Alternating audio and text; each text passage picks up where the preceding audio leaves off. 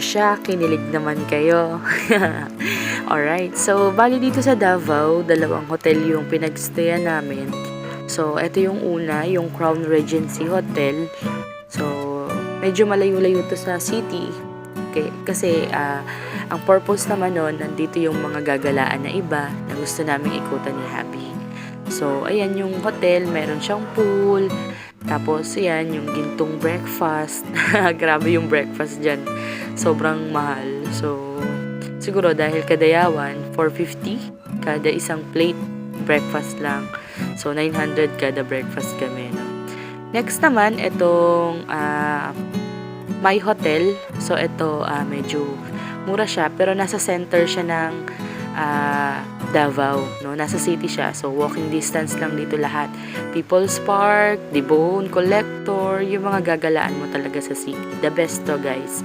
Sobrang lapit lang sa city. Yun lang. Walk-walk ka lang. Punta sa Kapitolyo, sa simbahan, sa lahat. No? So, must try, guys. Punta kayo dito sa Davao. Thank you for watching!